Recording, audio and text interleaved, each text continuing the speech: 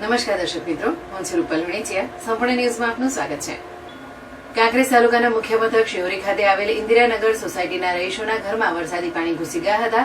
ત્યારે મીડિયા દ્વારા અહેવાલો પ્રસિદ્ધ કરવામાં આવ્યા હતા, જેમાં જિલ્લા વિકાસ અધિકારીની સૂચના પ્રમાણે કાંકરેજ તાલુકા વિકાસ અધિકારી એમ પંડ્યા પોતે શિહોરી ગ્રામ પંચાયતના તલાટી મંત્રી અને ક્લાર્કનો તાત્કાલિક ધોરણે સંપર્ક કર્યો હતો. જેમાં તલાટી મંત્રી રજા ઉપર હતા, ત્યારે ક્લાર્ક ધર્મેન્દ્ર જોશી અને સર્કલ ઓફિસર ઠાકોર દ્વારા રૂબરૂ મુલાકાત લીધી હતી અને મજૂરો બોલાવી યુદ્ધના ધોરણે કામગીરી હાથ ધરાઈ હતી.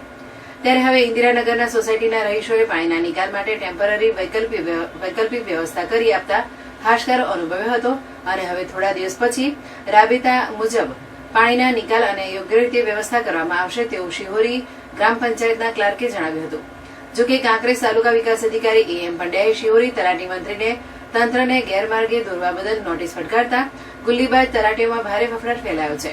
જોકે કાંકરના તલાટી મંત્રીને પણ વગર રજાએ ડીસા ખાતે જતા કાંકરેજ તાલુકા વિકાસ અધિકારીએ નોટિસ ફટકારી દીધી છે. ત્યારે હવે પ્રી મોન્સૂન કામગીરીમાં રેગ્યુલર રિપોર્ટ કરવા માટે દરેક ગ્રામ પંચાયતના તલાટી મંત્રી અને કોમ્પ્યુટર ઓપરેટરોને સૂચના આપી દેવામાં આવી હોવાનું કાંકરેજ તાલુકા વિકાસ અધિકારીએ જણાવ્યું હતું અને શિહોરી ઇન્દિરાનગર સોસાયટીના રહીશોએ તાલુકા વિકાસ અધિકારીનો આભાર વ્યક્ત કર્યો હતો.